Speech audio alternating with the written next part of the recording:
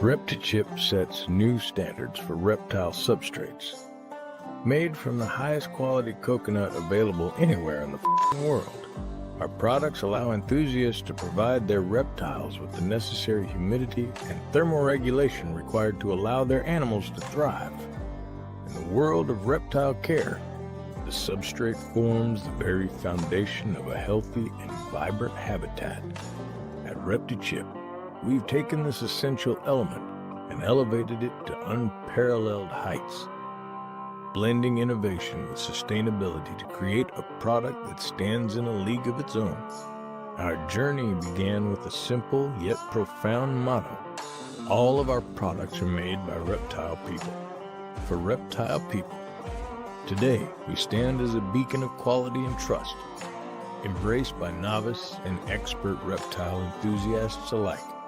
From the meticulous selection of raw materials to our veteran-led approach to business, every facet of ReptiChip reflects a deep-rooted commitment to excellence. Discover why ReptiChip is the preferred choice for reptile enthusiasts around the globe. Our foundation is deeply rooted in passion, quality, and community engagement, setting us apart as a unique leader in the industry. Don't be a Reptivich. Be a Repti Bro. Visit us now at ReptiChip.com.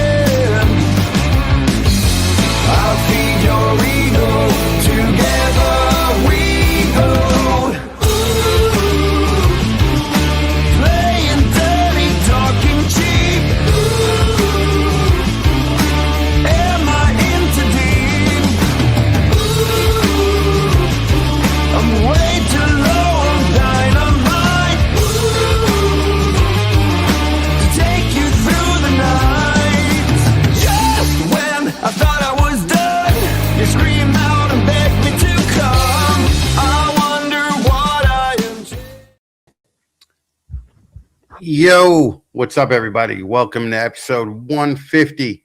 Micky Meyer is the got the main spot tonight. Pitcher at Pythons, throwing their hat in the 15 minutes of lame thing. So a couple of things I just want to get to real quick. Smack in the middle of Deeds Not Words, where we're killing it this year. So do me a favor and listen to the commercial. Listen to this fat fucking one-legged guy here. Everybody says they support disabled veterans until it's time to actually do something. Last year, through Operation Deeds Not Words, the Fat Man Nation with Green Line Morphs raised $7,200 for disabled veterans and first responders through Camp Freedom. And it proved something important. When this community actually pulls together, we can make a real difference. So this year we're doing it again with Operation Deeds Not Words 2. And our goal this year is $10,000. Same mission, same attitude, just bigger. Camp Freedom provides outdoor adventures like hunting and fishing and just time back in nature for disabled veterans and first responders. Getting them out of clinical settings and getting them back to what really matters in life again. If you want to help us reach that $10,000 goal this year, then head on over to thefatmannation.com and pick yourself up an Operation Deeds Not Words t-shirt or a beanie. Because talking about helping people is easy. Actually doing something about it is what this campaign is all about. Man, that's a good looking guy right there. All right, holy shit. Pretty funny too. That's what I hear. Anyway, Deeds Not Words. Head on over to the Fat Man Nation, pick up a t-shirt, do a donation. There's different tiers.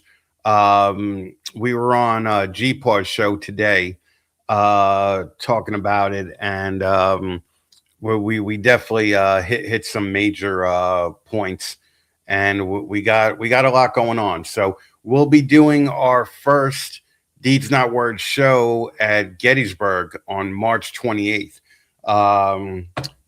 We're going to be rolling in handicap heavy. Okay, we're going to have me there. Sean is going to be there. Jay from Green Line, HJS Serpents, Sammy from Bull Pythons, Kevin from Sugar Skull, Paul from Large March. Come on in, take a picture with us, support disabled vets, pick yourself up an exclusive black t-shirt.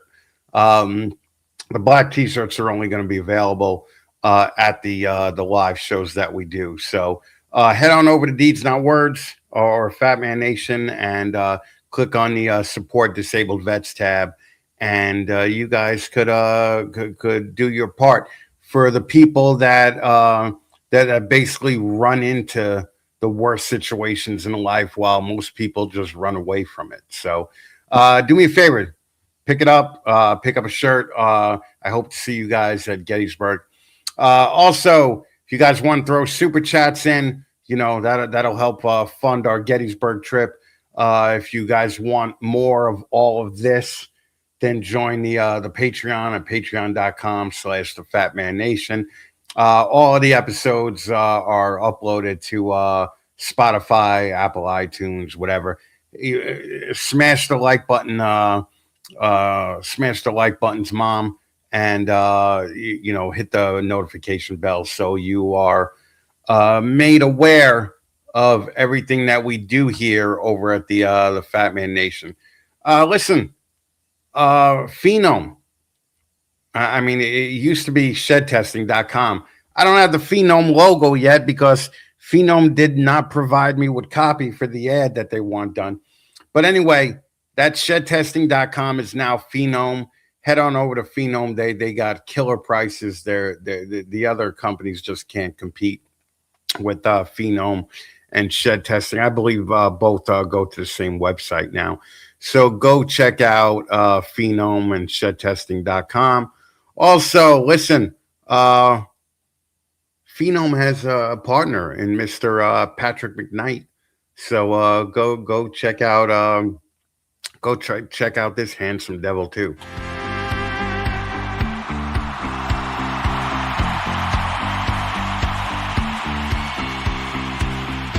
Have you been to a reptile show recently? Hundreds of vendors, thousands of animals, and an average of less than 20% of those vendors making any money at all. Have you been to Morph Market recently? There are currently over 40,000 ball pythons for sale on the Double M, with many animals staying there for months, sometimes years at a time. In this insanely competitive marketplace, what are you going to do to stand out? I'll tell you what the you're going to do. Aura Reptiles offer premier consultation services on everything from breeding plans to current market trends. Patrick McKnight has been one of the most successful mainstays in the ball python hobby for the past 15 years and can assist you with pairings, marketing plans, and advertising. Be smart enough to know what you don't know. Then learn about it from Aura Reptiles. Check them out on Instagram at Aura Reptiles and get in touch with Patrick McKnight today. Get in the f***ing game.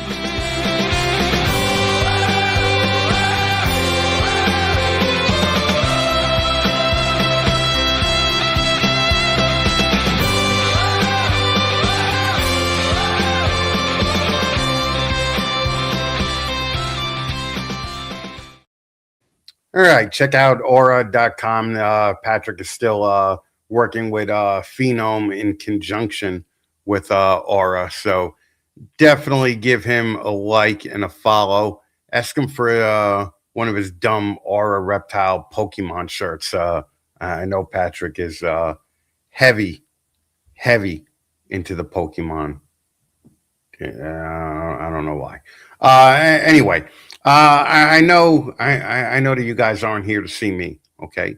You guys are here to see pictured pythons and Micky Meyer from Show Me.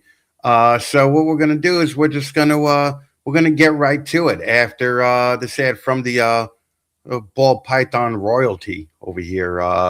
Joe Canova.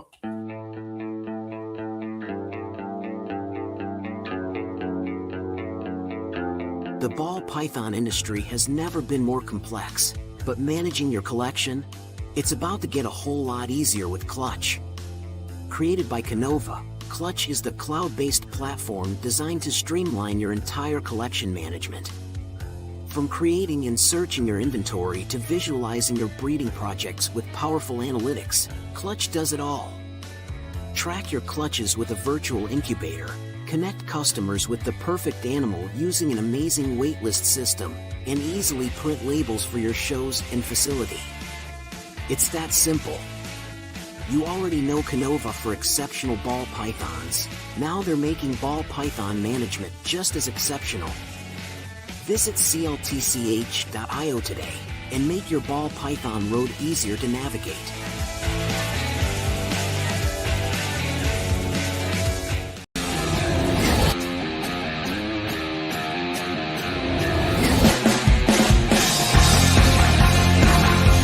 Ladies and gentlemen, boys and girls, children of all ages, Snakes in the Batman proudly brings to you its new breeder segment, 15 Minutes of Lame!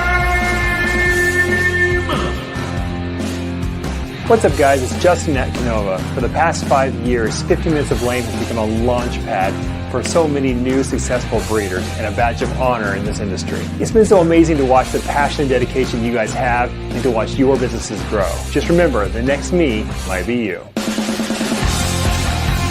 Minutes of Lame!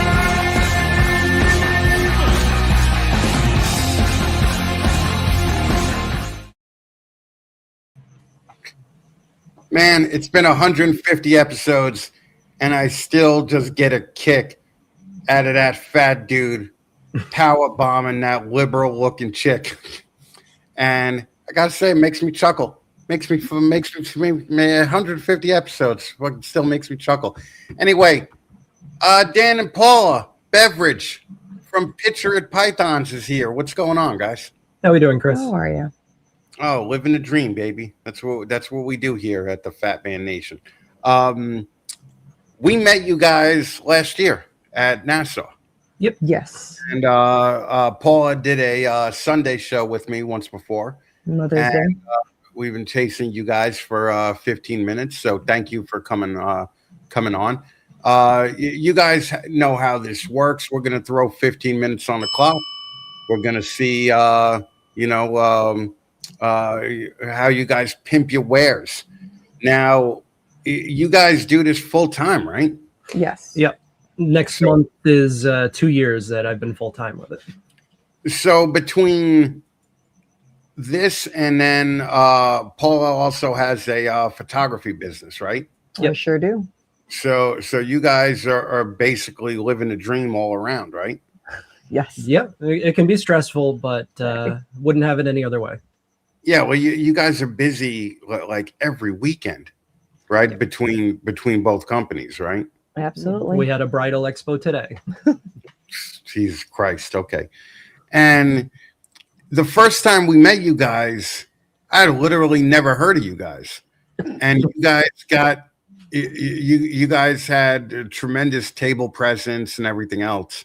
Sorry, guys. I did not do validations. I apologize. We'll get to you later on. We may skip it tonight. Shauna is absent from behind the scenes. I got my partner in Deeds Not Words, Jay, behind the scenes with me now. So now that you guys are doing this full time, how involved is Paula in the business? In the day-to-day, not very much. Thanks. But she's huge at the shows. We did a Morph Market Live. She's tremendously helpful with that. So she's a lot of personality behind it. But Dude, I take care of all the shit cleaning. Too. Like, she is so much better looking than you. So Yeah. I would depend on her at the shows, too. So you guys are smart there. And you guys don't only do ball pythons, right? What else do you do? Huh. We've got a mixed bag. We have a total of 27 species right now. So a lot of colubrids, a handful of different pythons, couple of boa species. We do quite a bit of Kenyan sand boas. And do you find the company does better because it's not just ball pythons, or worse? I think it helps, particularly at shows, to not just be just another ball python table. The table has variety, so it just has a different look to it. So I think it definitely helps with that. But the ball pythons are still the majority of the sales. It's still the majority of the money. Right. And what it also helps is ADHD. Yeah. Well, no, I get it. I get it. What's the percentage of ball pythons, would you say? It's 80? About 70% of the sales. Yeah, the Kenyans actually make up quite a bit of it. They're prolific little things. The Kenyans, huh? And the Kenyans are just always hiding, right? They're derpy. Yeah, but they're cute, and people who like there's a lot of like not really big reptile people that love the Kenyan sand boas. It's a lot of people's first snake. Right. And you guys, I just remember you had that insane setup where you had the 3D branches with the cups. Yeah, man, that's a fucking smart idea. You guys definitely stood out. Shout out to Gecko Harmony. He's the one that makes them. Gecko Harmony, okay. Mm-hmm. And what made you decide to do this? I mean, and Paula, how did your family react when you said my husband breeds reptiles for a living? Well, first, my father's a veterinarian. Second, I had 4 snakes when I met him, and he had 50. So, all right, calm down with the attitude. All right. So there was no like, ugh. This kind of natural, I have a much older brother that had a snake when I was a little kid, so it was kind of a norm in my family. So, well, and how long have you been doing this? I started in 2008. 2008. Yep. Okay. I see. I don't think people know about you guys. Like, I mean, obviously, you guys do well enough at shows, but you guys have tremendous Instagram presence because Paula takes pictures of everything, right? I mean, no, he takes the pictures. Does he really? Mm-hmm. Yeah. No shit. You guys take some great pictures. Like your Instagram is probably the most consistently pretty Instagram that I've seen for the for reptile people. I like hearing that.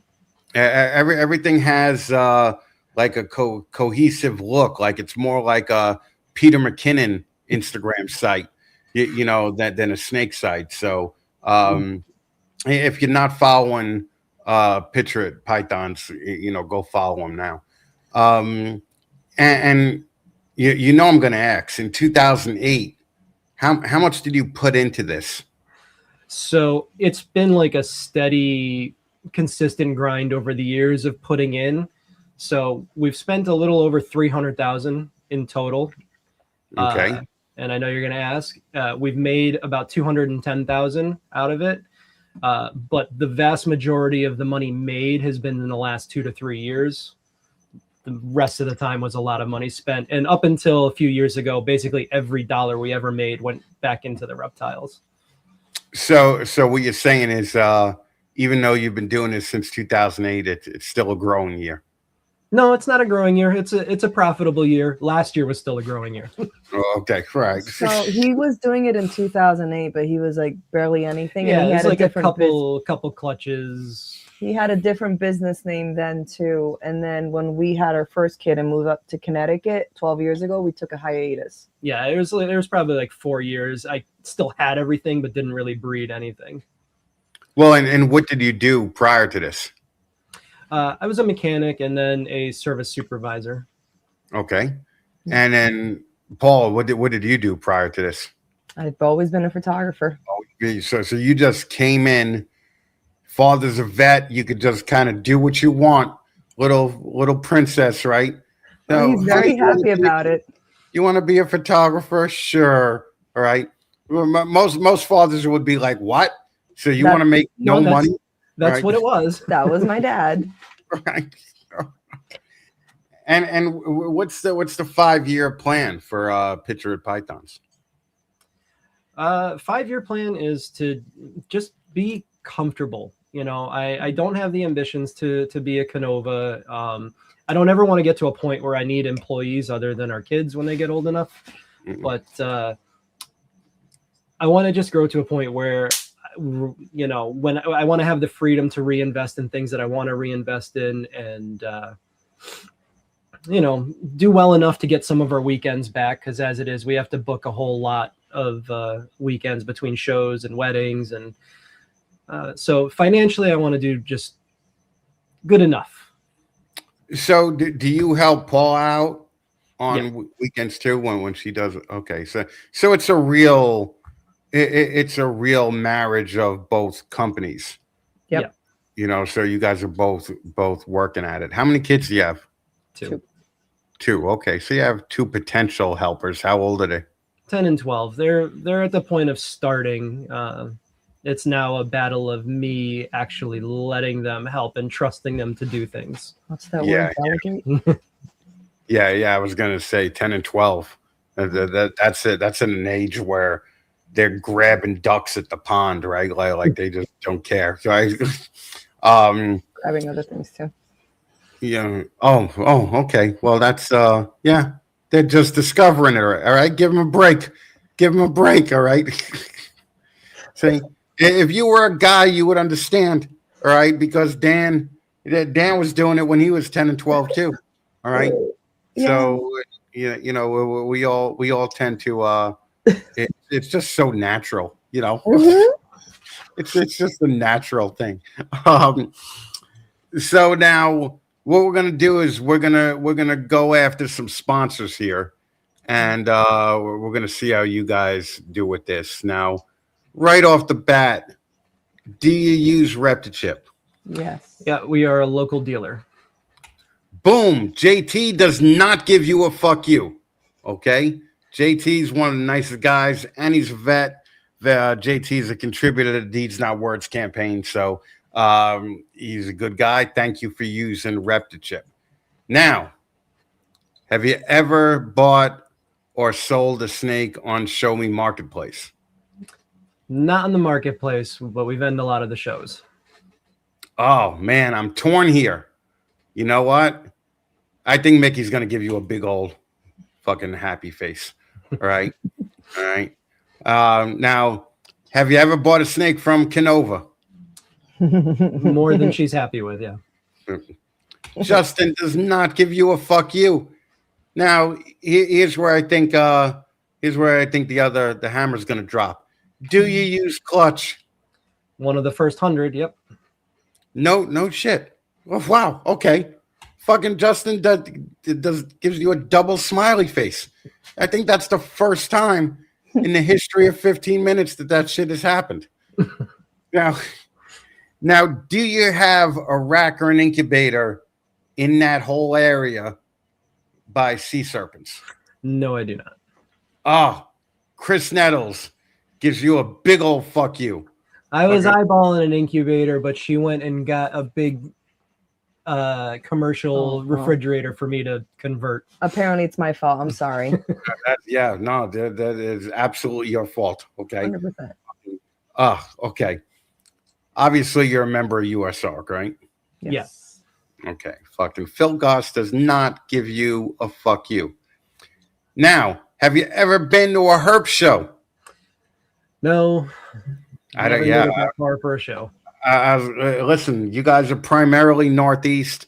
Mm-hmm. I'm sure Sean would understand as he's giving you the finger saying, fuck you. Hope you do a herp show soon. Do you have anything back there from Recoil Reptiles? No.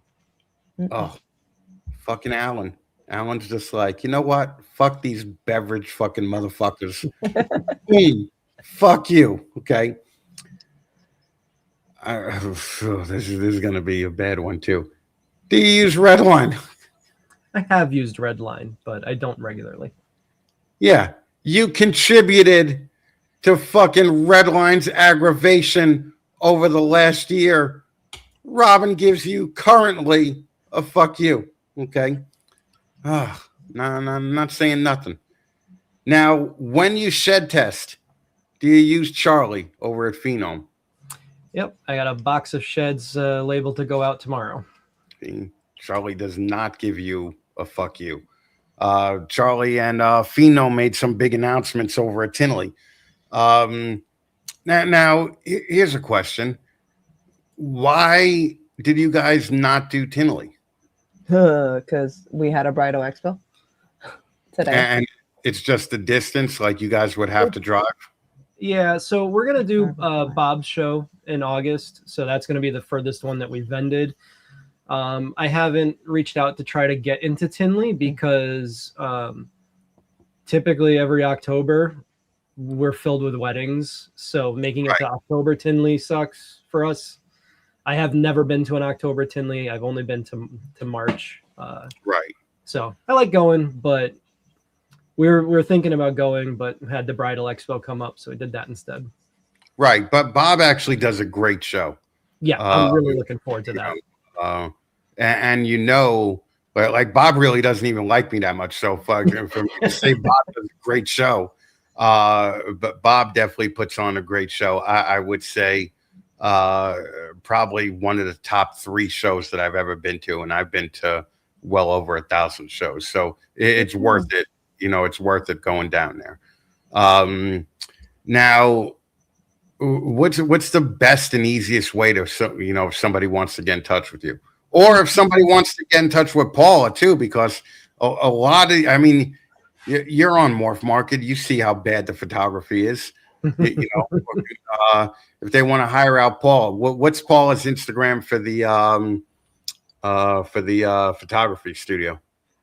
So Paula's is at Loose Photography Studio, right? Yeah. Or is it by Paula? No, it's Photography Studio. And then there's also Loose Photography Weddings. So she has 2. And then for us, it's at Picture at Pythons. Okay. And do you prefer by Paula. You prefer what? Mine is this Loose Photography by Paula. Sorry. Yeah. That's what I thought it was too. Yeah. Sorry. Okay. All right. And right now, would you say photography or the weddings or the snake thing keeps you more busy? Wedding. My photography keeps me more busy. Snakes keep him more busy. Yeah. So right now the photography gets us more money. Thanks. That's what I was going to ask, right? Yeah. But I spent a lot of years in a full-time job helping build her business. So now her business is helping build mine. Wow. You want to talk about a little bit of animosity there. That was said with a certain tone where, it's like, I spent a long time helping her, so it's her turn to help me. And I get it. But they're just so there is a tone and you might get yelled at. Somebody asked about if we've ever done a snake wedding, like a wedding with a snake in it. No. That's a stupid question. Who asked that? My fucking blind. She does blind Mike. Thank you for ending that on a fucking dumbass question. They did so well. Like, what is that? No.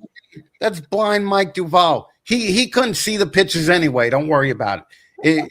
It took him 35 minutes to type that. All right. Oh, poor baby. So, Jesus Christ. Well, we do use our Burmese pythons for some boudoir pictures for her clients. So I would show you, but you think boudoir photos are stupid. That's so stupid. Yeah, fucking. That's that. Whenever I think of boudoir photos, I think of George Costanza in Seinfeld. Posing for that for that famous picture. Yes, I know which one you're talking about. Yeah, would you like me to show you the boudoir one because it's really good? No, it's not sexy. It's with not the sexy. Snake? It's not sexy. With the snake. Go ahead, because I know you want to show off your. Go ahead, but I'm going to tell you the same thing. It's just not. It's just not. No, it's not your cup of tea. No, I like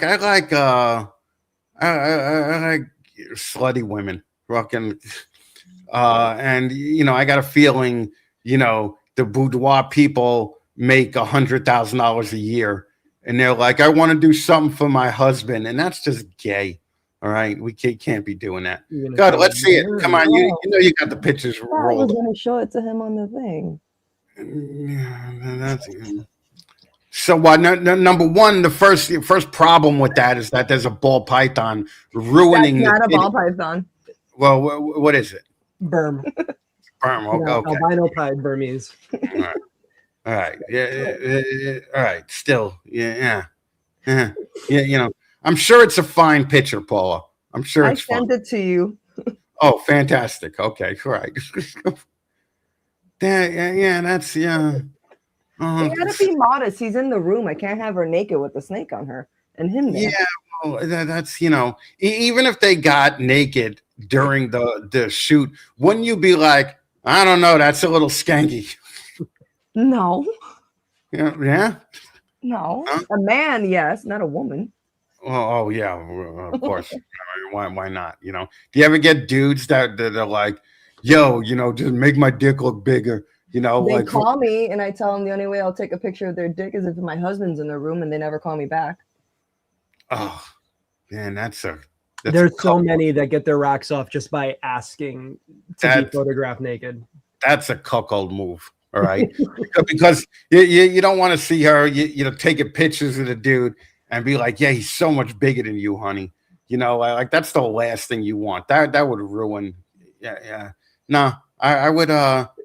I don't know. I'm glad the boudoir pictures make you money, but I'm just saying most snake guys are just gonna be like, yeah, that's a little GAY. All right, that's so gay that G is soft. That shit is J. All right, that's fucking J. All right, Jesus, guys. All right, picture at Pythons and photography by Luz, right? Luz Photography by Paula, LUZ Photography. Yeah, that's a fucking long Instagram handle, man. I made this a long time ago. Leave me alone. Oh, do you have dashes and underscores? No dashes. All right. That almost makes up. You're so Spanish. You're some kind of Spanish, right? Because I already saw the waving. Cuban. That is, no, I'm Cuban too. Yeah, I know. That's why I said we are Cuban. Yes, yeah. No, I've been white for so long. My white for so long, I forgot how to be Cuban. Right. Anyway, everybody, go follow Picture at Pythons and the photography studio by Lou. Yeah, Luz Photography by Paula. She'll take fucking half naked pictures of you with a snake. So not if you're a man. Not if you're a man. Snake moving around right there. Fantastic. Yeah, great. It looks like it's getting ready to take a shit. Okay, fucking great. Guys, thank you for taking the time to do this. I hope you guys had fun. Thank you. And we will see you guys next week, or I will call you guys in a couple, in a week or so. You're not doing Gettysburg, are you? No, we're going to Rexpo next weekend, or not next weekend, 2 weeks. Yeah. Okay. All right. Well, that's Rexpo will at least be fun too. So, guys, thanks for doing this. I appreciate you guys, man. All right. Picture at Pythons, everybody.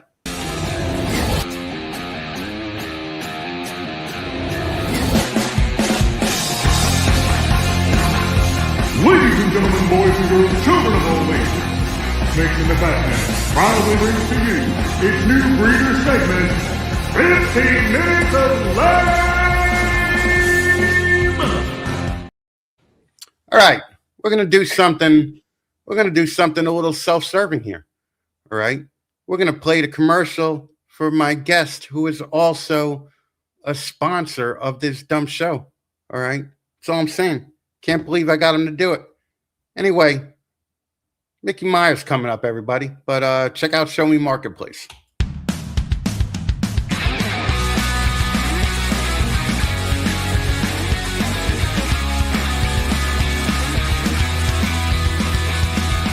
Show Me Marketplace is the new online reptile-based selling platform that is both simple and straightforward for both buyers and sellers. More importantly, it was designed specifically for what reptile breeders and keepers have been asking for, a viable alternative for what's currently available in the selling space. No complicated fees, no tiered membership plans. One affordable price gives you access to everything you need, plus Plus, unlimited listings from your own Show Me Marketplace store. That's right, more listings, more exposure, and no hidden costs.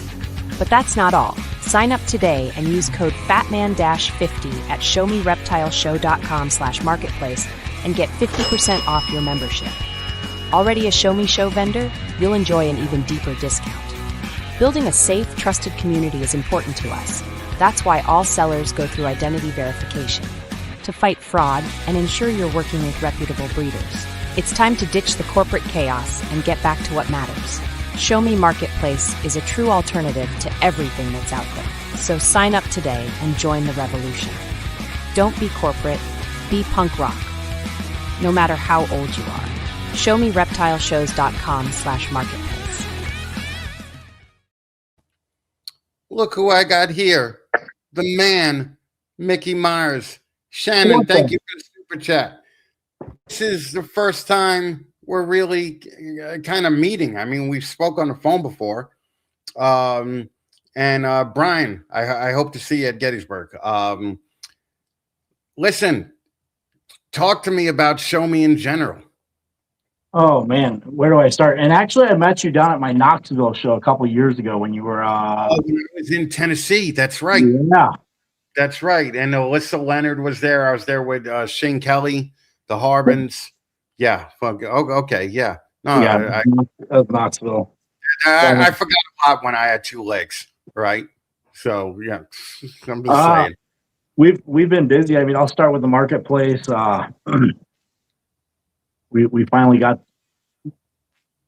to push some updates through, so it's a lot easier for buyers and sellers to use it.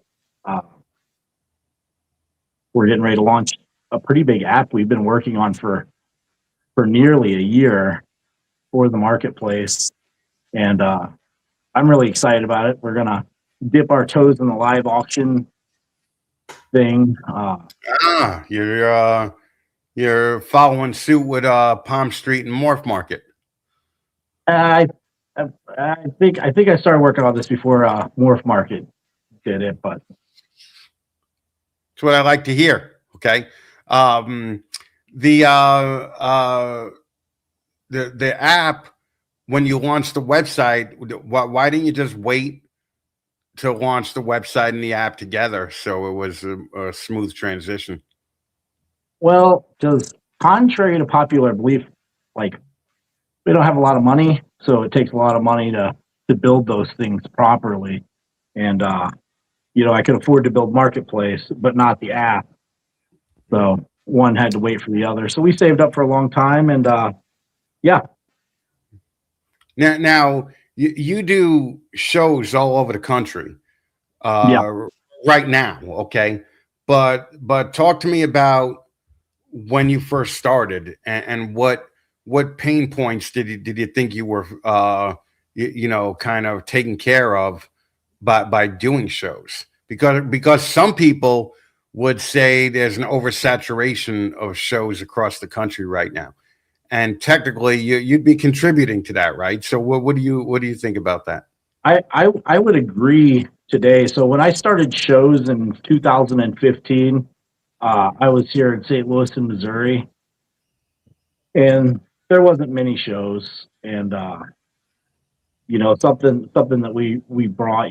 I started doing shows because I got tired of seeing dead animals on tables. Dude, right? Chip breeders at the shows. Yeah, doing whatever they want. So we started Show Me, the show part of it, and we did it here for a couple of years, and people were traveling from all over the country to our show, and they're like, hey, you got to do a show here, you got to do a show here. So we just started doing shows everywhere. And then during the pandemic, we were like the only company doing reptile shows during COVID. Right. A lot of people had shut down. So we expanded a little bit more during that time. And it's been a balancing act. There's been a lot of pain points, a lot of hard lessons learned. Right. But, yeah. Well, and the thing is, like, the great part about what you do is you meet a lot of great breeders. You meet a lot of great vendors, right? Oh yeah. What's one thing that all the great vendors have in common versus what the shit breeders bring to the table? Well, they're really passionate about their animals. Like the good people, they're really passionate about their animals. They don't care about money. They want to make their expenses and stuff, but they're really just happy to be out there sharing this with other people. And that's what I've noticed about it. And naturally those people that are genuinely passionate about this, they do make money because it shows through. Like those nice people you had on before, Picture Pythons. Those guys are so awesome. Like they run a killer show when they're vending. Yeah, the first time we vended Deeds Not Words at Nassau and we met them, their setup was just, extraordinary. I mean, that's, it's like, and you've been doing this for a long time, and I've been, in the hobby for a long time. When do you think it switched over from Walmart tablecloths with deli cups on the table to like full blown show displays, like what it is now? Like people are coming in now expecting to spend, $1,500, $2,000 on their setup, easily. Hell, some of the next level cases are just that price, alone.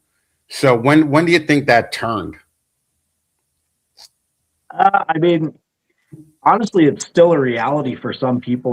There are some small breeders that, are just starting out doing our shows, and, they've got the Amazon tablecloth and the Kinko's business cards, and there's nothing wrong with that, but after a couple of shows, I think they, they start making a little bit of money and they enjoy what they're doing. They invest in it. I have seen some people that just come in full bore, backdrops, everything. And so I don't know, probably around 2020, that's when it really you started seeing more of that. 2019, 2020. You started seeing professional displays. I think you're being way too nice. All right. There is absolutely something wrong with Kinko's business cards and a Walmart tablecloth in 2026. I just don't think that you could compete with that anymore. They don't stand out. Well, you definitely don't stand out. There's nothing worse than seeing a table display with either no tablecloth or a tablecloth from Party City with a bunch of reptiles, blowing streamers. They're dinosaurs. Yeah, because I remember going to White Plains shows where, vendors had snakes in cake pans. Okay. But like they would go to a restaurant supply, place and get like cake bins and put the snakes in there. But this is also back when, people were selling female normals for $1 a gram. Right. But I can't believe that the amount of money that came into the hobby that the people didn't put back in their displays. We were one of the companies that came out full bore, and we're just like, listen, if we're going to do this, we're going to do it the right way, So not only do you do shows, not only do you have an online marketplace, you also have stores throughout the country, right? Yeah, they're all currently in Missouri right now. We had one in Rhode Island, but we kept experiencing technical difficulties with that one, so we closed it down. Yes, I remember. Yes. Yeah. It sounds like you're trying to build a reptile empire like somebody else that we know. Right? No. I don't want to control anything. I just enjoy what I do. The stores are fun because it kind of they kind of support an area. You know what I mean? So like, right. I believe that shows and stores are like the front line to growing our community. And that's why I really started doing all of this, was to grow the community. Because I believe in the power number thing. Kind of like herps. You have good vendors that you could stock your stores with, right? Oh yeah, we spend a ton of money every weekend with our vendors. It's not uncommon to go through the show and just take all the cash that we made at the door and spend it on animals. Right. Yeah. So you're just like every other ball python breeder out there, huh? Sell that $10,000 snake, buy a $12,000 snake. Yeah. Yeah. Exactly. Yeah. It's what do you think? Like the biggest misconception is being a showrunner and a online store runner and a physical brick and mortar store runner. Like, what do you think's the biggest misconception about your life right now? Well, I think a lot of people think that like I'm sleeping on a mattress full of $100 bills. No, and, no, not even close. No, I get it. I know a lot of promoters, and do you think there's been a bunch of national shows, within the last 2 or 3 years, popping up where they're actually destination shows like AARP or ARP or whatever the retirement thing is, not those guys, All American, and Bob's show, and there's almost a national show. I don't know, 15 times a year now. Does that hurt your business at local shows or? No, not at all. We had shows this weekend during Tinley, and so we just launched a new show in Salisbury, North Carolina. We had 3,200 people through the door this weekend. Tinley didn't hurt it. Tinley weekend, huh? Yeah. Yeah. Okay. No, that's actually great, man. We were in Salt Lake this weekend, not affected. We were all over the place doing what we do, and we weren't affected. I think a lot of people don't travel to those destination shows until they've gotten to a certain depth in the hobby, and right, they experience it, and then they're over it. Listen, you got to do me a favor and help Mission Morphs get into one of your Texas shows. They've been a tremendous supporter of Deets Not Words. They're great people with great animals. Send me a message on Facebook. I got you. Fucking John, hear that? Right to the horse's mouth, brother. Okay. Now, you've been doing this for a while now, right? So there has to be, you have to run across. I don't want to say shit vendors, but shit vendors, right? That eventually, that try and infiltrate the show. Like, how do you handle dead animals at a table or sick animals at a table? Okay, so the last time I had to deal with somebody that had a dead animal on their table, one of my coordinators had reached out to me and said, "Hey, this is what's happening." Sent me a picture, and I personally called the guy and told him to get his shit the fuck out of my show. You just threw him out. Yeah. Now, what we do a lot of times is we try to educate people. This person was constantly an issue, so it's like somebody comes in, they might have mites or something. We catch it on health checks.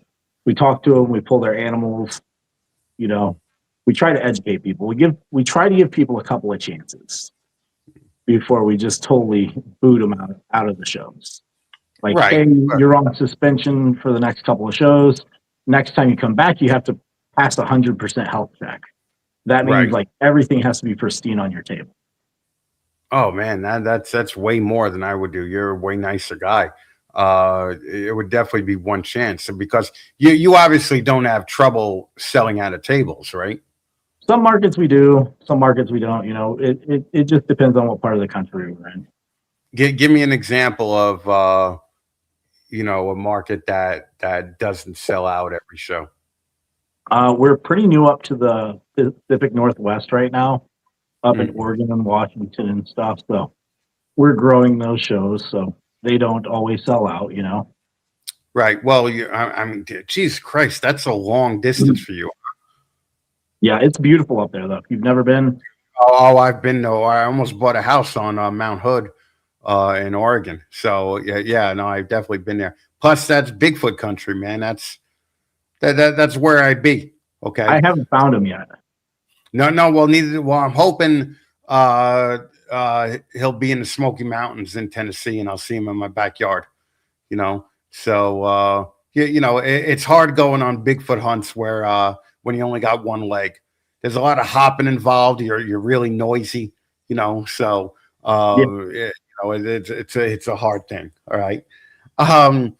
Give me your opinion on are vendors kind of just still chasing the ball python big money? Do you see that a lot at your shows?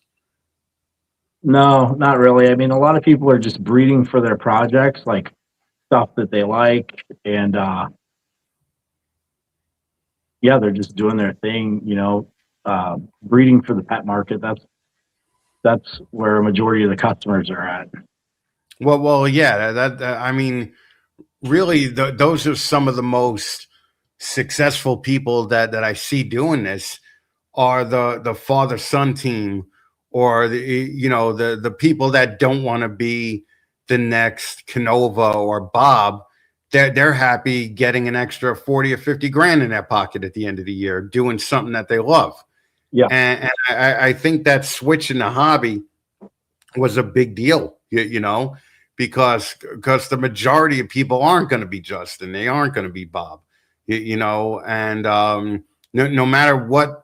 They think Justin and Bob are at that level for a reason. Okay. They have the whole package, some guys just don't have the personality, to push, their stuff to the next level.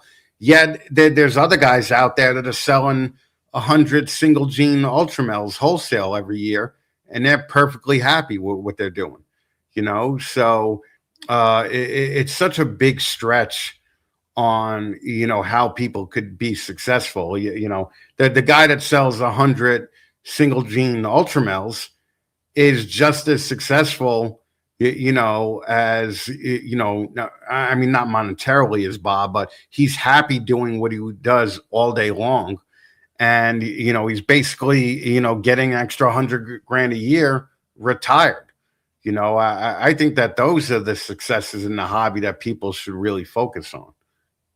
Well, yeah, and I mean everybody's definition of happiness is different. I've had people for years tell me, "Oh, you should just do a handful of big national shows." But I really enjoy going to new markets that they've never had a reptile show before, and we go there for a couple of years, and then next thing you know, it's a thing. Like people are excited for the reptile show. We've built a little reptile community there. Right. It's, so like I said, everybody's definition of happiness is definitely different, because I see those people that are, producing 50 to 100 pied variants a year and selling them. They're enjoying themselves and good for them, Show, right? I mean, you sell pieds and bells, you're going to sell to pet people all day long, right? All day long. Yeah, absolutely. Now, what would you say? I mean, if a new breeder came to you and said, I want to get into your show, but I only have 2 clutches this year. Do you give that kid a chance, or do you tell that kid to wait, a little while and, tell them to start building a reputation first? Because you could produce $10,000 animals. If nobody knows your name, nobody's going to buy from you. Well, I would give that person a chance, because a lot of people start small with us.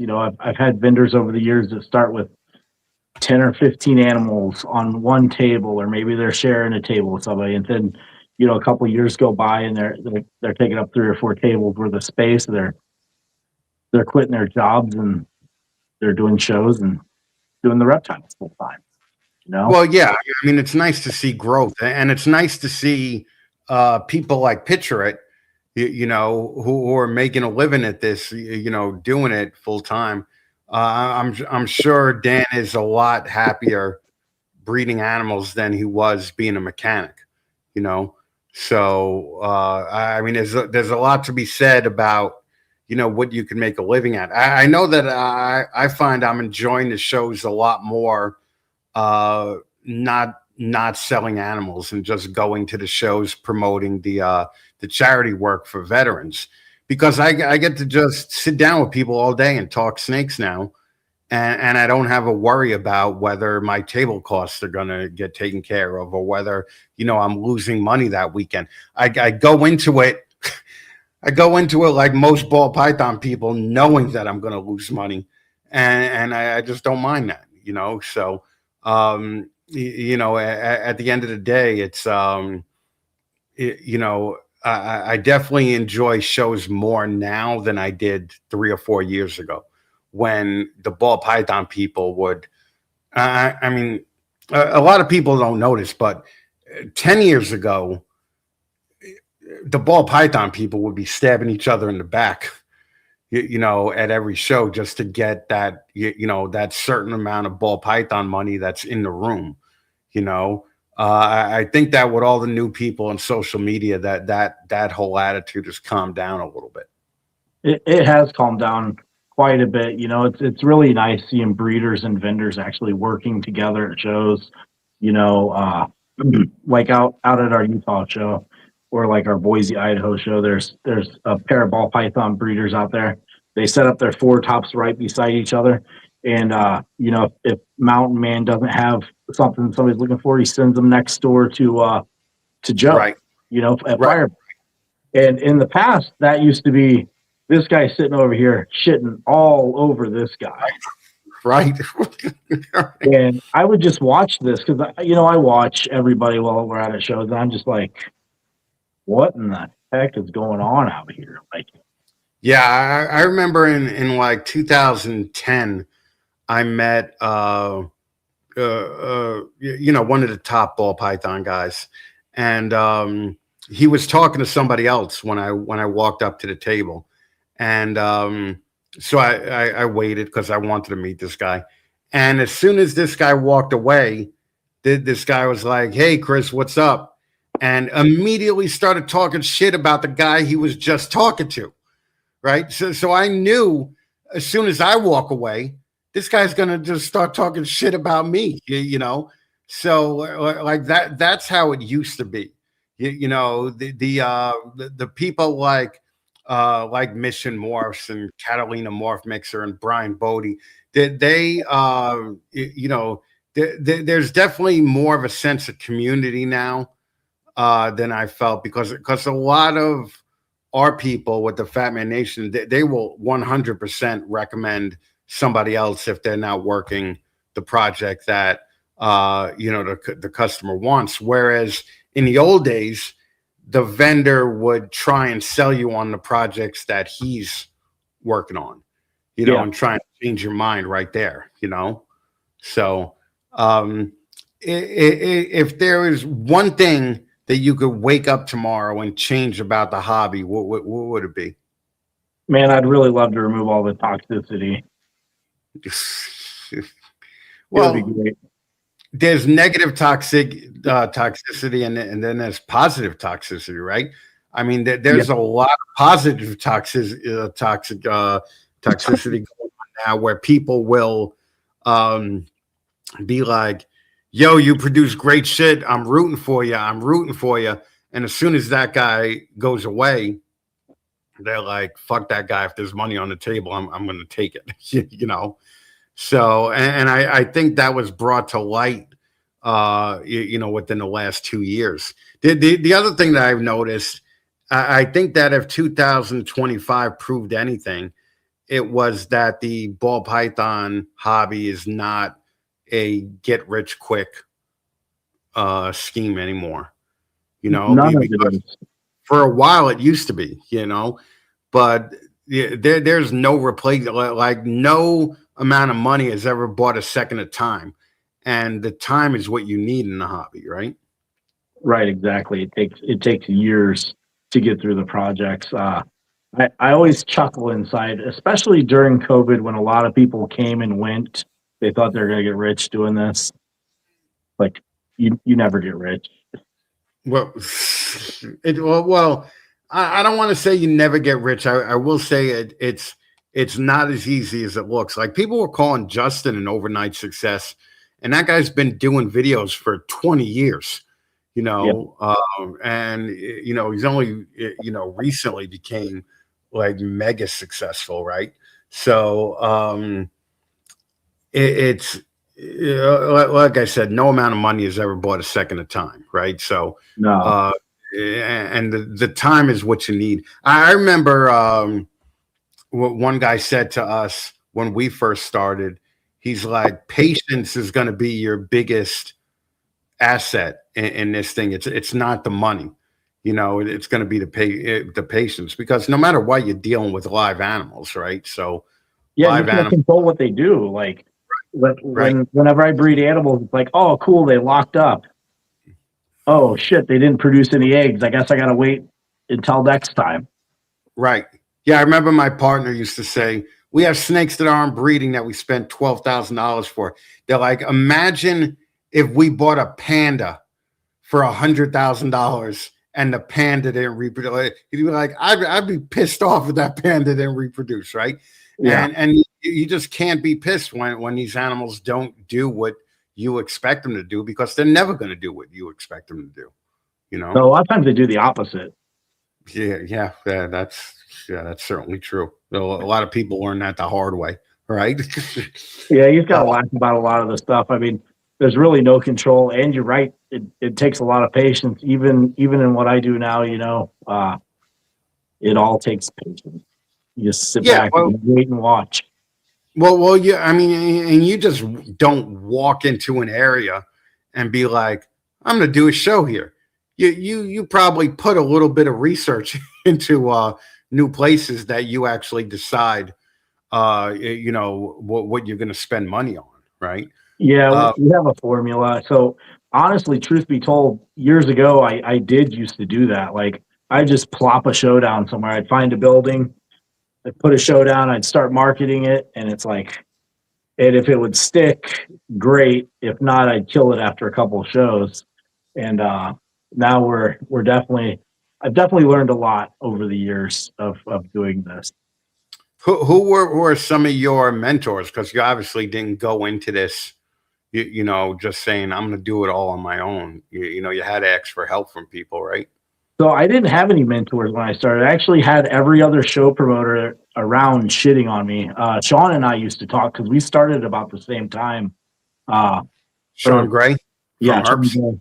And a lot of other show promoters would just dump on us, and they still do. It's whatever. Who cares?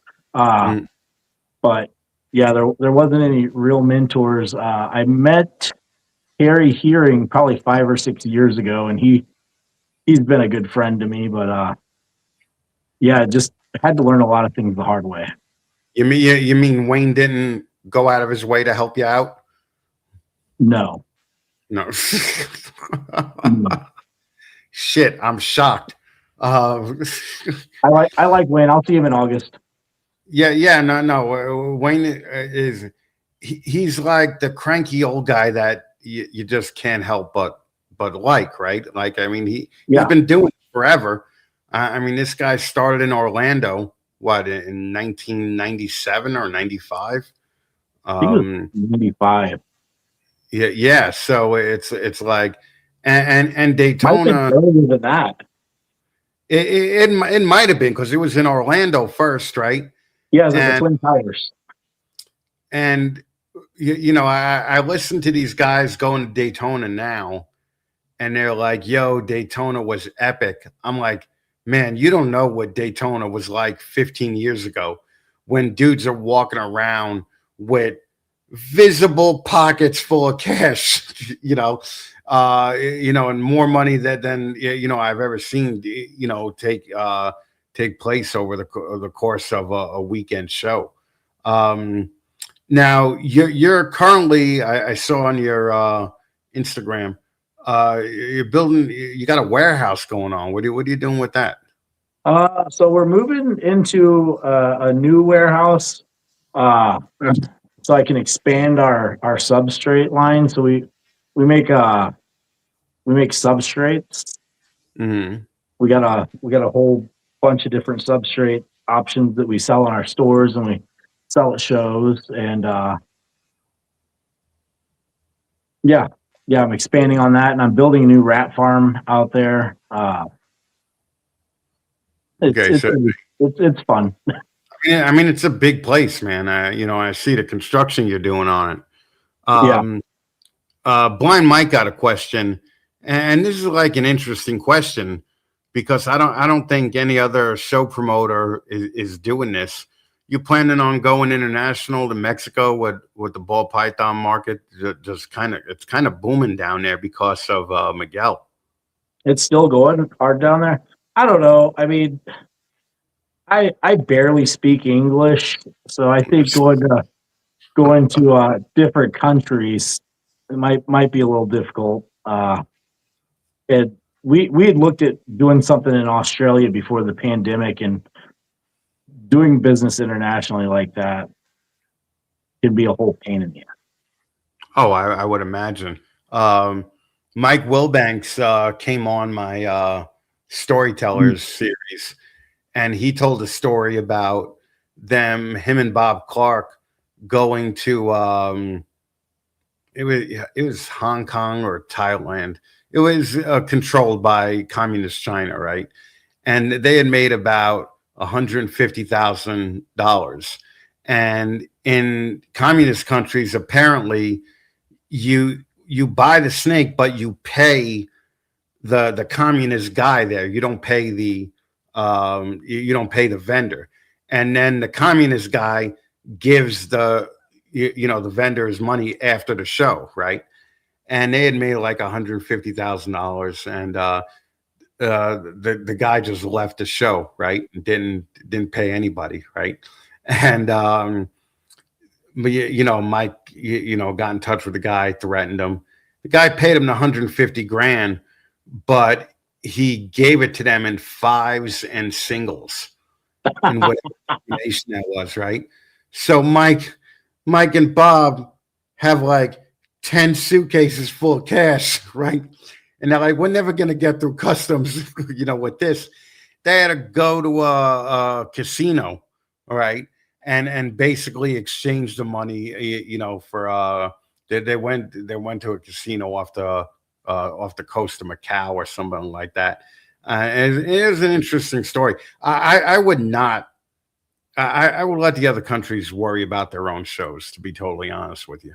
Yeah, exactly.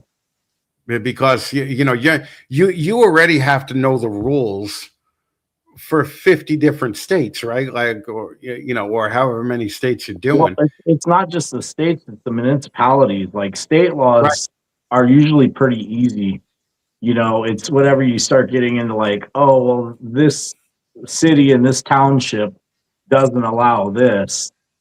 And the next thing I'm sitting on a video call like we are with the city council pleading to let us have a show there. Right. For an example, NARBC Dallas is a good example for that, because they moved it from Fort Worth that allowed big constrictors to the main Dallas area that doesn't allow big constrictors, right? Yeah. So I would imagine, if your retics and burn breeders can't do the show, that's a significant hit, for your show. So are there states and municipalities that give you more trouble than others? And have you ever not convinced them to let you do your show? I mean, I've been pretty successful. I haven't had a lot of issues. I mean, there was some issue in Georgia, whenever they did the Burmese python ban, right. But that wasn't too major of a deal. So when I used to have Midwest Venom Fest down here in Festus, Festus, Missouri, it's a little shithole town off the side of the highway south of St. Louis. they kicked us out of the whole city, like Venom Fest and the Reptile Show and everything. And I went to like 4 city council meetings, just like, hey, at least let us have the Reptile Show, because like you're not allowed to have any exotic pets in that city at all. Right. So I won't even stop in the city of Festus to take a shit. So I mean, you do Colubrid Fest. Are you still doing Venom Fest, and where do you do it now? A lot of people have been asking us to bring it back, and I think I might, but it's going to be totally different. So whenever I started doing Venom Fest, it was a lot like Colubrid Fest. We had speakers and everything like that, and I started listening to more of the vendors, and it turned more into a show. And that wasn't the point of it. Like it was an educational community building thing. And then yeah, I took it away for a while after that one Cobra came up missing situation. So oh God, okay. What did you do in that situation? We tore a building apart looking for a Cobra. Did you find it? No, I don't think it was ever missing. I think it was, rumor has it was taken by somebody, and the police up there even thought it was taken. It was just a really fishy situation. Jesus Christ. Okay. Yeah. Well, now a lot of people think that shows are really the heart of the hobby, right? But just as many people are moving things online. Where do you think that's going, and what do you think is going to win out? Well, I think that they both serve a purpose, and that's why we're doing the app and the marketplace, because we want to kind of combine them together. And there are 2 different groups of people. There's people that buy and sell strictly online, and then there's people that strictly buy and sell at shows. Me personally, I like to see the animals that I'm going to buy. I like to inspect them in person and all that stuff. And other people, they're fine ordering something off of a picture they've seen on the internet. But yeah, I mean, that takes a lot of trust, right? But no more trust than when I'm sure you remember, you used to get dot matrix printed out lists of just like 0.04 lessers available. Mail order snakes. You didn't get pictures. You didn't get to ask 100 questions. Yeah. You want it or you don't. Right. Like, and that's what it was. That's what it was. I'm like you. I'd rather see the animal in person. Plus, when you see the animal in person, you don't have to be a pain in the ass to the seller saying, what's its weight? What's its weight tomorrow? What's its weight next week? Can you send me 13 more pictures of its belly? Like you could actually see it. Yeah, and, what was the consistency of its last shit? All of that stuff. Like, so many questions. Right. Well, you've really done both, right? Like you do online, sales through the website and the upcoming app, and you do shows. What the shows right now obviously have to be doing a little better, right? Yeah, the shows do better than the marketplace. I mean, honestly, the marketplace has just been a money pit since we started it. A lot of people wanted us to do it, so I had it built, and then we didn't get the support. But one of the biggest reasons why I did the marketplace is because every Monday, like tomorrow without fail, our support box and our inbox to our Facebook and our Instagram pages will be full of, hey, I didn't get this breeder's business card. Can you help me get a hold of them? And the idea was to be like, well, you can go check out on Marketplace and find it. Because I'm not joking with you. There's probably going to be 50 to 100 messages tomorrow. Hey, do you know who this vendor is? Weekend. Yeah. Okay. Well, and obviously, the marketplace is competing with Morph Market. What do you think of reptile ads? Just came out recently. That's Zach Parpart. Oh, okay. Yeah, I mean, whatever. It's I'm sure there's plenty of room for everybody out there. I mean, Well, we've seen with shipping that there's really not, right? I mean, we've seen with shipping where, all the big shippers were like, oh, there's plenty of pieces of the pie for everybody. Turns out there's not. And, really the bottom line is we need to just make the pie bigger.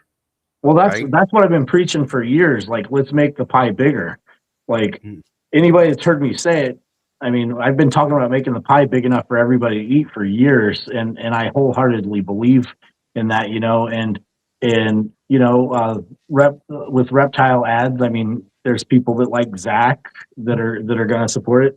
I really think that everybody should probably list everywhere, because if we're all doing our marketing and growing this, we're such a small part of this country. It's just more growth tools for everybody.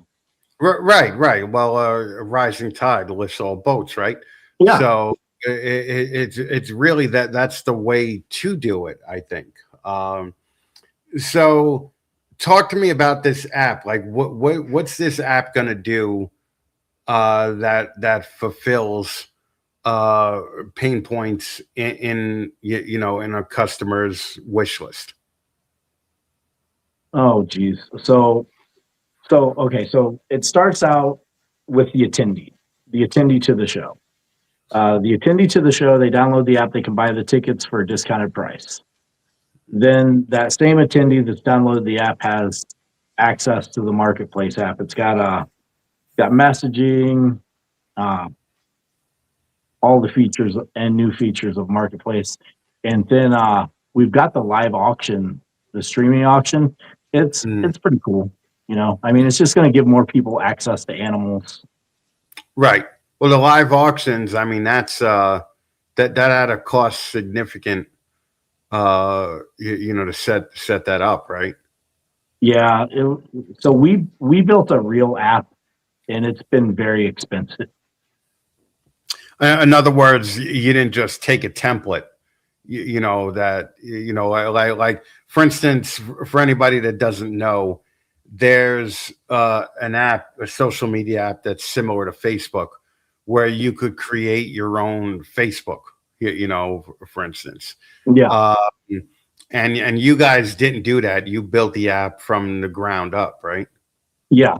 Yeah. Just like we did with the marketplace and everything else. It's all been built from the ground up. I hate that it's taken so long for us to get the updates on the marketplace that just launched, but the stuff's expensive. Like, anybody that's ever worked with web developers, it's not cheap. Right. Like, every time we add a new feature, it's like $7,000, $12,000. Boom, boom, boom, boom, boom. You're not you're not using AI to just build an app like that app builder. No. Yeah, there's some things that people still have to do, I think. You may as well have just bought a boat, right? I mean, that's the money pit that the app is probably going to be. When is the app going to launch?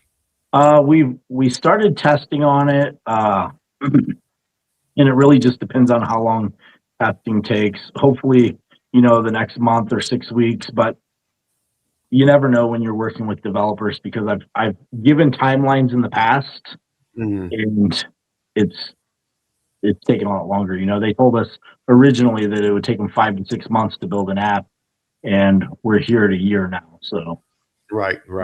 We'll see what happens to it. And we've got a couple more surprises with the app too that I'm not going to talk about until I see the features work myself and we're using it. So okay. Well, look at John said, don't buy a boat. We have 2, and neither have been in the water for over 5 years. Yeah. No, I get it. I did the boat thing when I was younger. It was not a good idea. Yeah. From what I understand, you never want to be the guy that owns the boat. You want to be friends with the guy that owns the boat.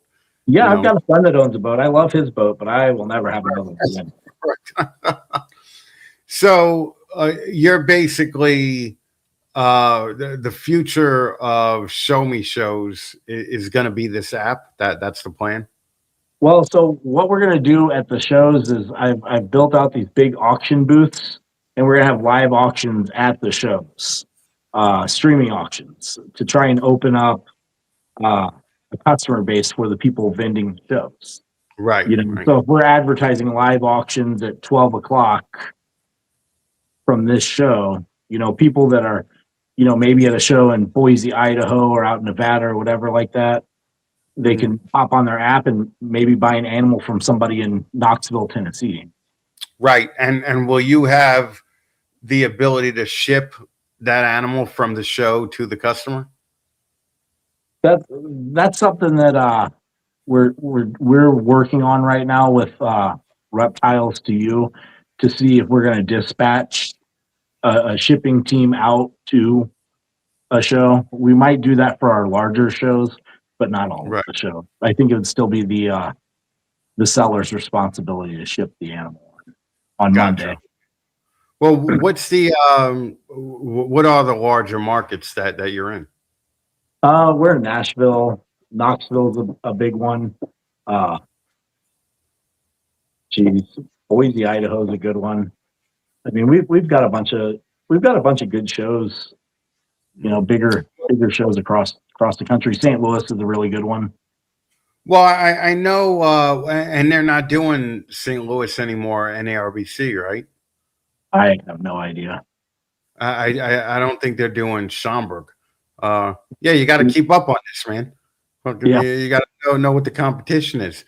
But the thing is that you don't seem the type of guy to be competing with the national shows or with other local shows. You're just kind of doing your thing.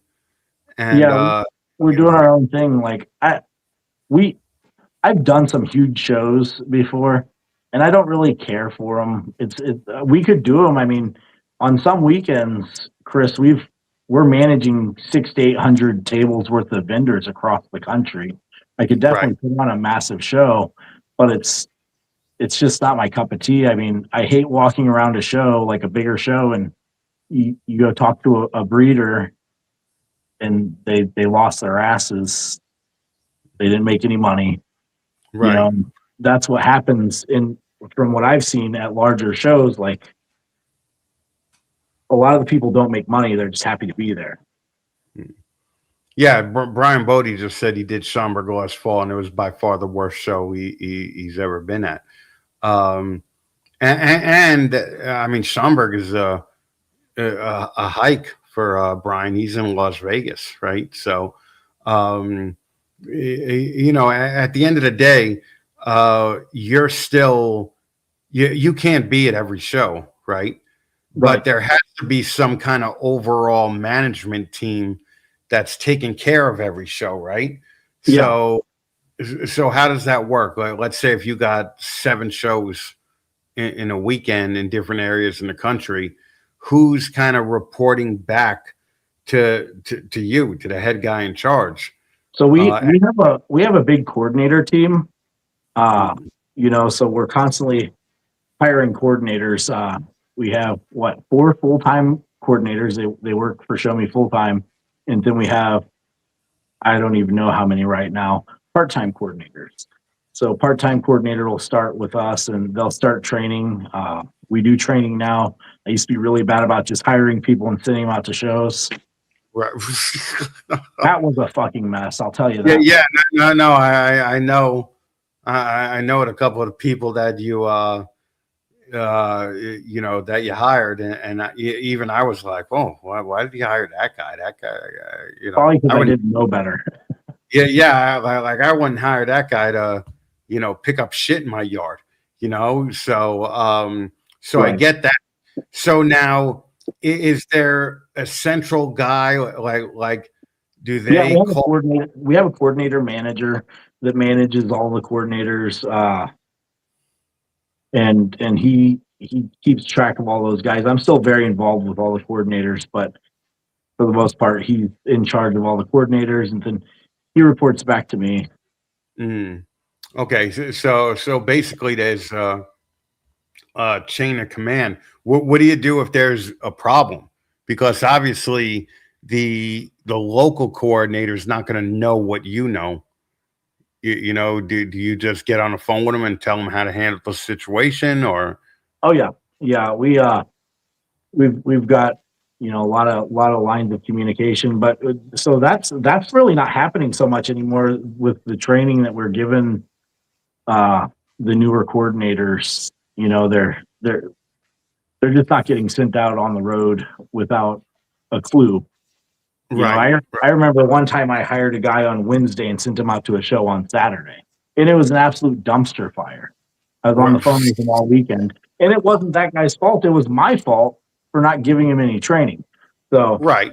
Yeah. Well, I mean, shit rolls downhill, right? And it all stops somewhere, and obviously the buck has to stop with you. Has there been like a mega successful show that you remember, and has there been a mega dumpster fire that you remember? So we actually had a dumpster fire at a show in Oklahoma one time, El Reno, Oklahoma, and yeah, we had a literal dumpster fire there. It was such a great time, such a great time that weekend. But really, I mean, we've had a lot of shows go off without a hitch. I know our most recent St. Louis show was probably one of the best like St. Louis shows we've ever had, and I had a lot of my team members there because we were training a lot of people, and it was just perfect. Like I was surprised the fire marshal didn't shut the show down though. Right. No, I get it. Are you at your max capacity for number of shows per weekend now? Well, like, do you plan on doing more, or? So what we've been doing is we've been looking at locations that just haven't grown at all.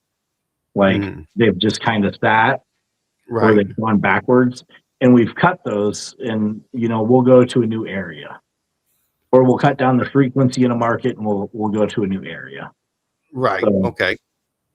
Do you think that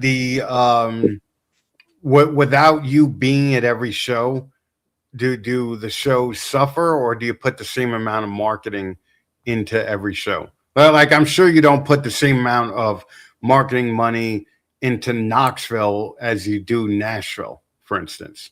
They actually do. So sometimes Knoxville actually outperforms Nashville. No shit, really? Yeah. That's the place that you guys had the Knoxville show. It was a big place. I remember there was a gun show, you know, the same weekend, and there was definitely a lot of overflow. I love it when it happens. I love going next door and buying guns. It's my favorite. No, I would too. If I wasn't in New York, you know, I'd be like Jay, you know, and just buy all the guns, right? Yeah. And I notice a lot of the bigger shows, when there's a convention next door, like for instance, we went up to Canada, and it was an all pet expo, right? But there was a Pokemon convention next door. Oh, that's perfect. And there was so much, you know, overflow, where you know, everybody that came into the all pet expo had to walk through the reptile expo first. Give me one second. I'm gonna let my cat in. Yeah, go ahead, man. Remember, guys, go to Fat Man Nation, thefatmannation.com. Pick yourself up a Deeds Not Words shirt, Deeds Not Words beanie. We have 2 different shirts, one for first responders, and then one for disabled vets. And we're going to be at Gettysburg on the 28th, selling exclusive black shirts for charity. So, you know, if you guys are in the Gettysburg area, definitely come and check us out.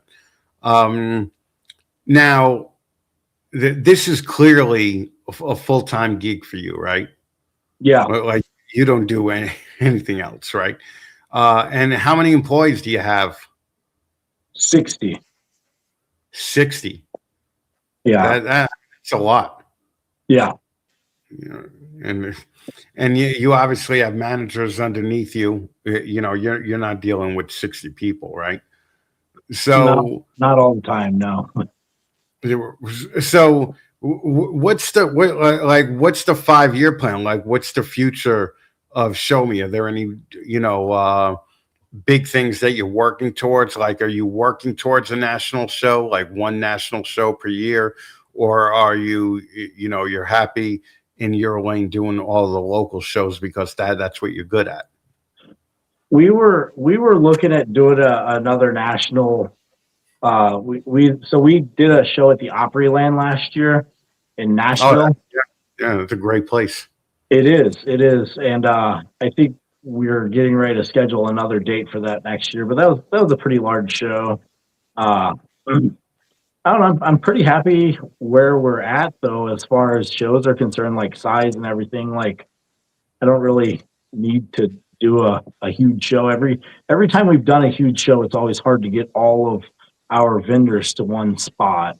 And I don't know. I mean, it just works out pretty good what we're doing, So really the app is going to work in conjunction with the shows. Yes. Yeah. And so is the marketplace. So the marketplace works in conjunction with the shows too. So it's all going to be one ecosystem. Yeah. Yeah. That's a great idea, man. So I especially like the download the app, get discount tickets. It just seems worth it, man. What's your $3 downloading the app? Right. What's the nearest show to New York that you guys do, that you're at? I'll be in Rhode Island in a couple weeks in Warwick. What weekend is that? The second weekend of. Let me pull it up. We got so many shows I can't even remember. I don't even know where I'm going until Monday most times. Yeah, it's April 4th. April 4th, I'll be in Rhode Island. That's a pretty good show too. That's a fun one. Yeah, we moved back to where it started, and the show's actually killing it. Yeah, the furthest I've been was New Hampshire for a show there. Mickey, hold on 1 second. We just got to pay some bills real quick. And I'm sorry to do this to you, but we're gonna have to show off some of your competition. But you're friends with them, so you're good. I don't mind. Yo, herbshow.net. If you want, if you're in Texas, Oklahoma, Louisiana, obviously, Herb Shows puts on a great show literally every time. They're going to be in Alexandria, Louisiana on March 26th or 28th and 29th. They're going to be in Slidell on April 11th and April 12th. They're going to be back down in Texas and Abilene on April 18th and April 19th. And they're going to be in Belton, Texas on April 25th and 26th. So, go to herbshow.net, get the full schedule, and, let Sean and Lori know that they're doing a great job. Now, also, I'm hopefully going to see him in Gettysburg. Chris Nettles over at Sea Serpents. I get to see him once or twice a year.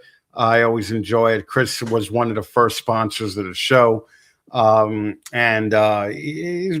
just been a big supporter. If you need, a quality rack or incubator that doesn't take up like the footprint of 2 refrigerators like a Freedom Breeder, and it looks like a piece of furniture, you definitely want to go with Chris over at Sea Serpents. And while you're down in Texas, listen, we got Recoil Reptiles here, who Alan Britton is a great guy, sells mainly PVC display cages. So check out his ad.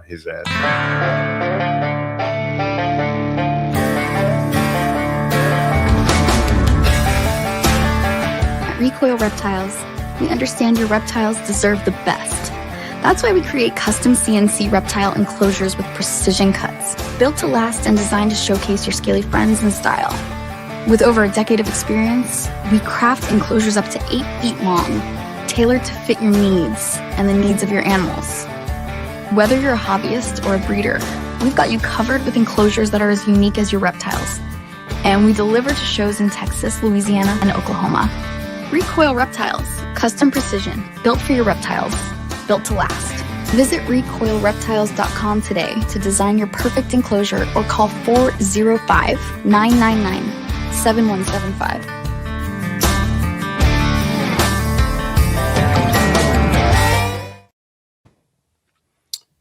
All right. Sorry about that. Okay. So what areas of the country are you trying to break into that you're just not there yet? I feel like, you know, we've been up in the Pacific Northwest for about a year now. I mean, I wouldn't say that we're having trouble breaking in. It takes a minute. When you move into a new area, generally what happens is like the other local promoters will shit all over you and stuff like that. And, you know, tell vendors not to vend with you, things like that. And it just takes a while, you know, for them to understand that, like, oh, they're not going to leave. Or, oh, they're not that bad. They're not out here to hurt us. Like, right. Well, like we said before, you know, there may be too many shows, you know, in the country. Obviously, there's a reptile show every weekend of the year somewhere, right? But at the end of the day, it's way better than, you know, when I was, you know, into this, you know, full time, and there would be 2 shows a year locally, you know, and it was hell just trying to get into those shows, you know. So Pacific Northwest would be a good area. I know they have one big show, I believe, in Portland. And that you know, that's a decent show, but they don't have, you know, the shows like we have, you know, here in the tri-state area. There's probably a reptile show every weekend somewhere, you know. And that wouldn't be so bad, honestly, if people learn how to read calendars or look at other people's schedules when they're booking dates. Is that the problems that you have with most vendors? Is that, you know, that they just loosey-goosey just book things and don't show up? That happens sometimes, yeah. Okay. We were in we went to the last Hamburg show, and I mean that was clearly like the worst show that I've ever been. There was literally a row full of empty tables that went probably 200 feet, right? And they didn't even try to move the tables, right, and take them down. They just left empty tables up, you know, the whole time. And the whole place smelled like shit. And, you know, it was just, and, you know, this is obviously Hamburg in a new place. It used to be in an armory. And it was a shit show I've been to Hamburg a couple times. I know what you're talking about. Yeah, it was fucking, when it was at the armory, I tell the story all the time. Right outside the entrance, there was a patch of grass. There was a dead cat on that patch of grass. And they just left that dead cat there all day. They were like, I guess it lives there now, you know? And but you know, at the beginning of the day, the cat must have just died. By the end of the day, the cat was all blown up with its own gases and everything and was reeking. And nobody took that cat and fucking disposed of it. They just left it there all day. And that was 15 years ago, okay? You know, we went to the new one. And yeah, I just I'm not going to get into how bad it was, but you know, it wasn't in Hamburg anymore, you know, and man, I never saw so many fat braless women in my life, and it was just it was not cool, man. It was definitely not cool. I seen that somebody's putting a show back into that field house up there in Hamburg. Oh, really? Into the armory? Yeah. That would be interesting. Okay. Yeah, we'll see how it goes. I guess it's an exotic pet and reptile show. That's definitely going to be interesting. Speaking of reviving old stuff, what do you think is going to happen with kingsnake.com? I don't know. That's a good question. It's I what's his name? John Poff. Right. Yeah. That bought it. From what I've seen, he seems like a really nice guy. I just feel like he's got a lot of work to do on the site, but I mean, I think it could be very successful. I mean, I used to run ads on King Snake years ago. Oh yeah, me too. Yeah, it was cool. I mean, I think he could do something with it. I mean, there's gonna be people that love it because of King Snake. Yeah, I mean that's the whole thing. Yeah, but it's so funny because all we did was bitch about King Snake when everybody had to use it, right? You do a post and you'd go back 10 minutes later and your post is now on page 13, right? Because basically it just bumped people down, So I'm definitely interested to see what they do with King Snake. Yeah, I hope he does well with it. I mean, it's been such a, I mean, it's a big part of the hobby for a very, very long time. So. Oh yeah. I wish they would bring back the BOI. Oh, gee. Here's the thing: is that most of the people in the hobby like haven't even heard of these things. Like I told the story about paying $1 a gram, for females when in the early 2000s. That's legit. Like people just don't even know the history of the hobby. It's bad enough that if Ralph Davis walked into Tinley, 9 out of 10 people would not know who he was. So I don't think it's a bad thing. I think we've just grown so much as a hobby and industry, that a lot of people just don't know. Yeah, but when I start a business, I look into the history of the business, so it kind of bums me out that most people in the ball python hobby right now have no idea who Mark and Kim Bell is, who Dave and Tracy Barker is, and that's just a product of me getting old. I'll totally agree with that. And being the guy that's screaming, "Get off my lawn!" Right? But at the same time, I'm definitely that's why I'm so interested in what the guy does with King Snake, because I'll go back on it just for nostalgia. Yeah, I mean, I'd like to see him do well. Honestly, I'd really like to see everybody do well. So, and I don't think that he should have too much of an issue doing well with the King Snake. I mean, everybody knows it. Well, all the people over 25 know it. I mean, the people under 25 are going to think it's brand new. Well, so, true. Then they're going to be super judgy and go back to their group chats and talk shit about it. Nobody's ever going to be on it again. 100%. Yeah, like when I go to when I see Morph Market posts, I mean, 9 out of 10 people that are commenting on it, like I've literally never heard of, and they don't even have real businesses, and that's the problem with this hobby. If you make $5,000 a year, you think that you're just as good as, the Bob Vu's and the Garrick DeMeyers that make millions, a year, and it takes a special kind of guy, to sell at that level, Yeah, you've got to be on your game. Yeah, I mean, really, to do any high level business in this industry or hobby or however you want to refer to it, like you've got to be on it 24/7. Oh yeah, from the time you wake up to the time you go to bed, like it's just the grind all day long.